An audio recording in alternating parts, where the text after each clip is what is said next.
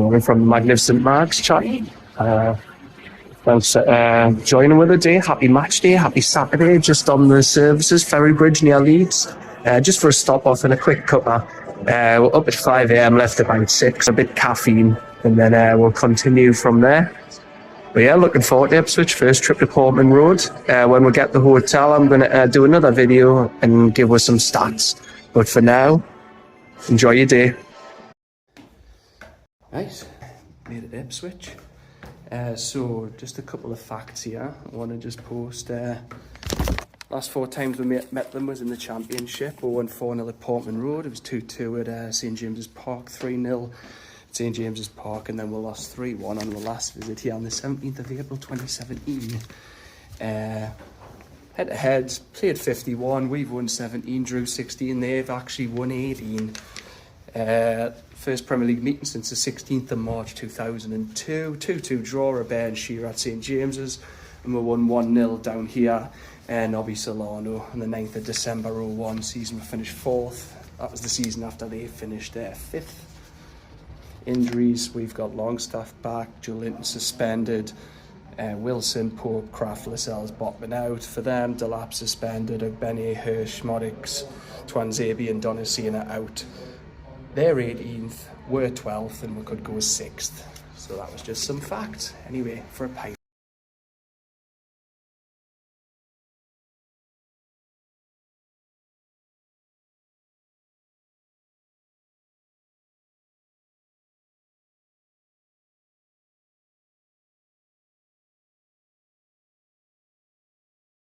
Fucking, honestly, just, this away end's fucking mental, like, honestly, proper old school, it's fucking bottleneck.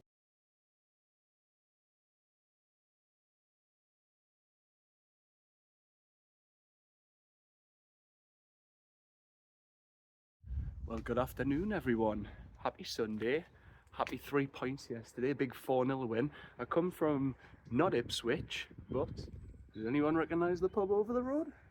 The Windmill Inn? Yeah, well, WIEDERSEHen pet fans will notice, yeah, it's the Barley Mow. Now, as we came up, a stop off on the way back to Red Mile, yes. But Pringle wasn't behind the bar serving pints, but someone who was serving up goals yesterday was Alexander Isak. So, yeah, rather than be in Ipswich to do your post-match reaction, obviously we're out last night, so doing it today, give me thoughts. But yeah, we've been here a few times, so I just want to do a special one today for all you pet fans. And just when we came off and stopped for dinner, had a lovely 2-course meal, a starter and a main. The starter was salmon and prawn cocktail, and it was absolutely gorgeous. And then main had pigs in blankets, roast potatoes, gravy, cranberry and onion dip, and chicken. Yeah, so that was beautiful. But anyway, today's reaction, yeah, well, what an away game that was yesterday. Big 4-0 win, absolutely clinical performance. I've just got to say, it wasn't too bad when we were going down there. So yeah, the way it started, we got up yesterday at 5 AM, got Jimmy, what time was it? 6:30, something like that, 6:15. We left town about 20 to 7, got down to Ipswich in good time, 10 to 12 at the hotel. So it was a good trip down. We're seeing Sir Bobby Robson statue outside Portman Road, the away end, the stadium, grand old stadium, fantastic. Talk with some of their fans about it, brilliant ground, great fans, amazing hospitality, and yeah, the game just made it even better, and we had a great night out. Just all round one of my favourite away days. Obviously the result helps, but oh, what a game that was. I mean, it was raucous. It's one of the strangest away ends I've ever seen as well. It was bottlenecked. Speaking of bottle, we're going to Bottisfad, another film location of WIEDERSEHen Pet next, to watch the 4:30 game between Spurs and Liverpool, the other semi-final in the Carabao Cup, as it happens, a warm-up. We didn't need much warming up yesterday though. It was chucking it down in that first half, but yeah, we started that game not just warming up, but on fire, and what a start it was. straight down there, and Alexander Isak, and we just thought, if this is ruled out, that'll give them a lift in the momentum. But Isak just smashed it in. But it went to a lengthy VAR check. I mean, the goal was like within 30 seconds, and then it took till the 3rd minute for the officials to give it. So yeah, that was a frustration. Everyone was booing in the away end. But yeah, they went up the other end, had a chance, flashed across the face. If they'd had Liam Delap there, he was a big miss, then I'm certain that he would have put that away. Schmodix was playing for them, but they flashed across the face and we got away with it. And then Jacob Murphy, similarly, down the other end to a right, smashed it in, 2-0. He had another great game. Now, a lot of people criticise him, saying he's limited, and yes, it can be frustrating at times putting his chances wide and that, but you know what, to him, he's got, you know what, I'll say this, he's scored more goals and has more assists than Phil Foden and a certain Yankuba Minter so far this season. And one thing you never level at Murphy is he doesn't try. That boy grafts. That boy plays for the badge. Yeah, he's a Toon fan, he loves the Toon, and you know what? I saw a funny post before, I think it was on NewcastleUnited Times on Facebook, but yeah, the joke that whenever we're going for a right winger, like we've been linked with Bakayoko and then Bumo, but they said he turns into George Best, which I found funny. But yeah, Murphy got his goal, and then the 3rd and 4th, Alexander Isak hat-trick. I mean, I just missed the 3rd goal. I'm not going to stand here and say I did watch it. With the away end being a bottleneck and the bars at either end and really tight, I thought I'd just go down a bit earlier than Jimmy and try and get with half-time drinks in. So yeah, I just missed the 3rd. I've watched it back and I don't know what Muric was doing in goal, but he was absolutely insane. Trying to play out like that from the back, idiotic. Bruno came in, got the tackle in to dispossess the player, and then Isak just had the simple chance of basically he dummied, feigned to let the keeper drop himself to the ground, and then he just slotted it past him. And then the 4th, he done really well to even get the finish away, because it looked like it might have been caught under his feet. But yeah, honestly, just brilliant. Murphy, class game. Dubravka, got to give Dubravka credit. Now, I don't even think Nick Pope should come back in at the moment when he's fit, because I know Pope can save chances. Now, I know you might say that there's been three poor opposition in Leicester, Brentford in the Cup, and then Ipswich yesterday, because they were poor yesterday, expected more. But look, at the end of the day, you can only beat what's in front of you, and we haven't done that well this season against some teams, especially the likes of as we know, the Palaces, the Brightons, the West Hams, and Brentford down London, as we've talked about loads of times. So it's for once we've actually been putting more chances away, and we did do that yesterday, and we have been clinical. So, but Dubravka himself, Jimmy's just out there in the car, but we were saying that at away end, that he even played well. He did, solid game, 2 clean sheets out of 3. Again, I said on my previous vlog that he can't do it, he couldn't do anything about the goal for Brentford the other night. But yeah, he had another solid game yesterday, and he looks more assured and comfortable with the ball at his feet. So that was good anyway. So yeah, kudos to Dubravka. Alright. And then the next player, Sandro Tonali. How good was Sandro Tonali? He just bosses that midfield. The way he controlled that game, I mean, when it came to it, there was a couple of transitions for Ipswich.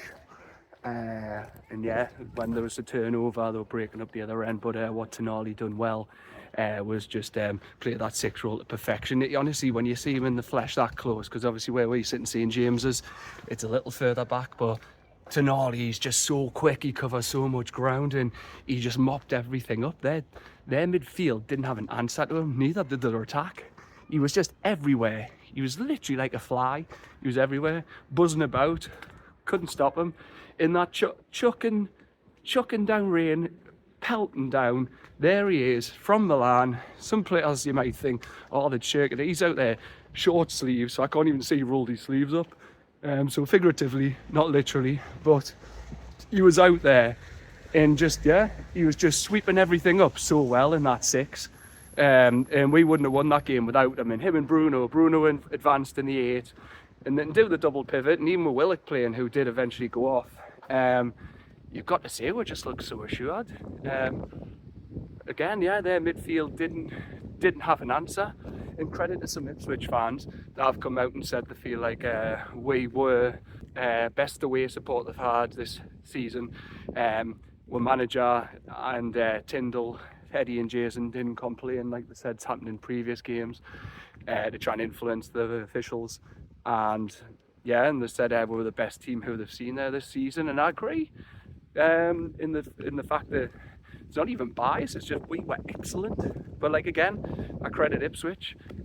That's one of the best away days I've had, and afterwards around the town centre when we went out to watch Littler, the 5:30 Arsenal Palace, and then we watched Littler, the poor fight between Isak and Fury. But yeah, hospitality was excellent. Obviously, all the respect between both sets of fans for Sir Bobby.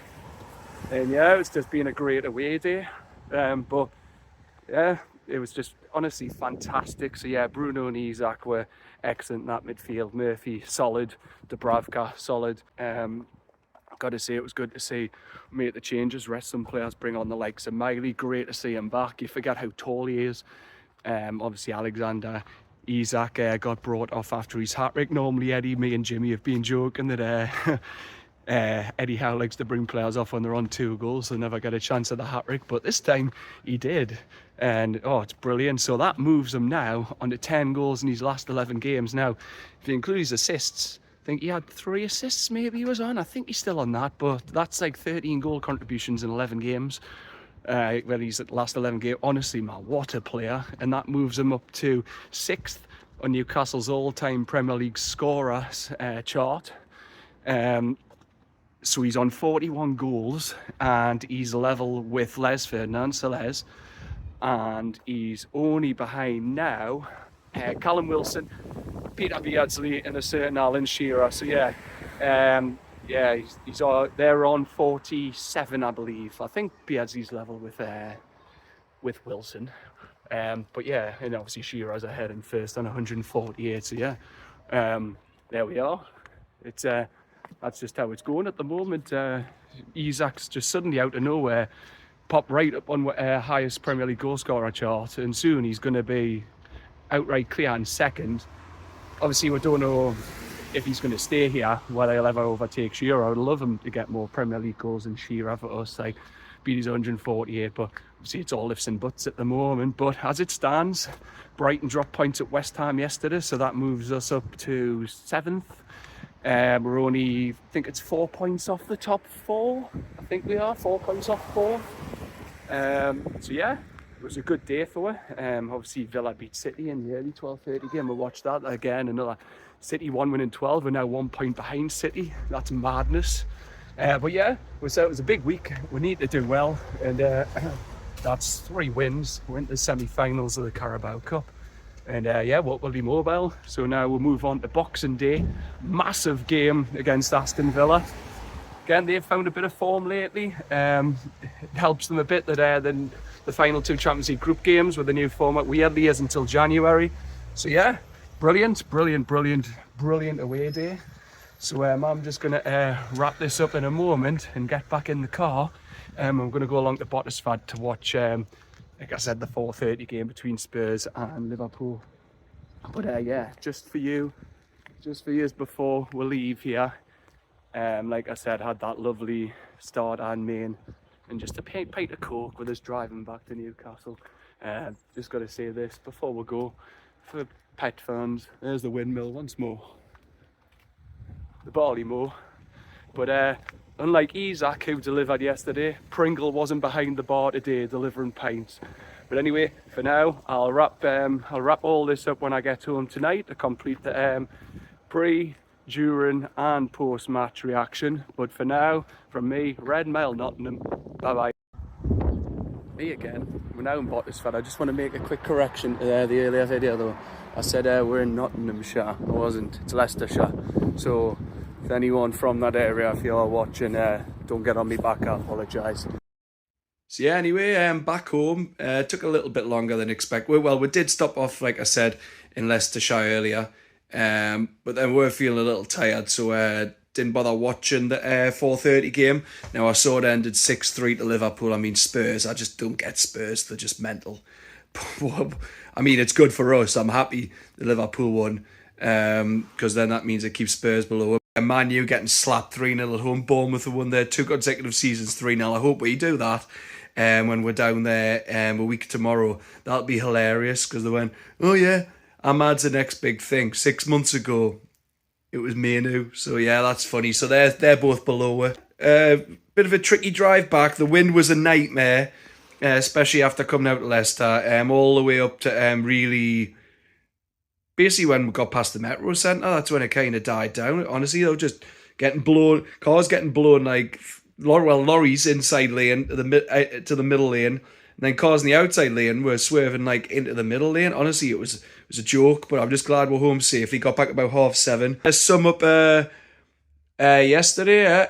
As I said before, just excellent. Bruno in that 8, he's so much better in that advanced role now. I'll put a stat there or over the screen, just to show, like, since he came to the Premier League, how he matches up with other Premier League midfielders. And honestly, he's like first and second for everything.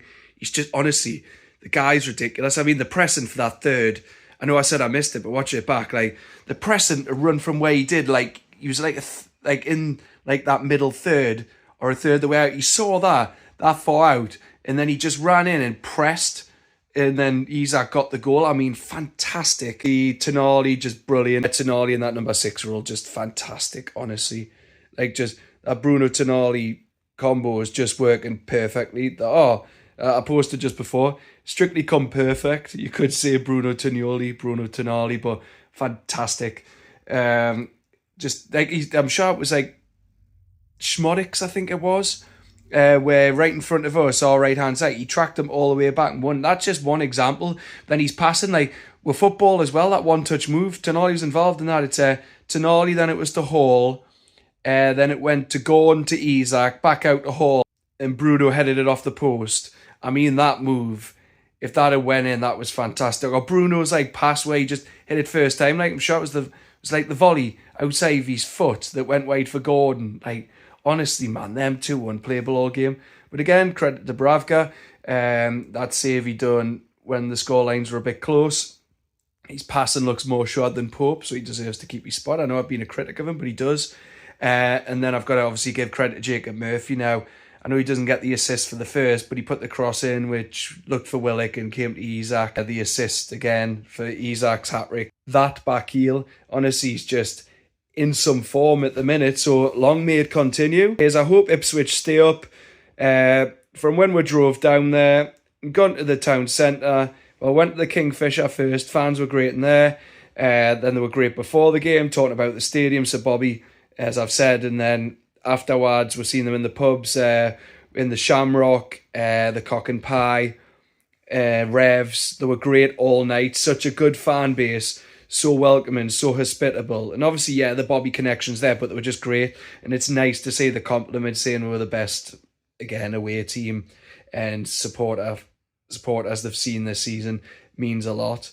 But yeah, that's my thoughts on that. We're so dominant. We give their left back such a torrid time all game. Leaf, I think he was called, but yeah, brilliant. One of my favourite away days. I'm a bit tired, but well worth it. Favourite away day. Great out. Great home fans. Credit to them, they stayed till the 90th minute, despite the team being 4 down. So brilliant. I hope they stay up because I'd love to go again. But anyway, that's it from me for now. And I'll be back. I'm going to do it not the morning of Boxing Day for the Villa game, but I'm going to try and do one on Christmas Day. I'll be down my mate's Christmas night, but I'm going to try and do it from down there in Whitley Bay, just to do a Christmas Day special. But for now, thank you for watching. Thanks for still following the channel. Like, subscribe, share and turn notifications on. And all I can say is good to be high in the table, even though we've dropped to 8th, only a point behind City and 5 off the top 4. Could be better come Boxing Day, come 5 PM. So I'll be back then for my Villa preview. But otherwise, have a great Christmas, Mags. Bye for now.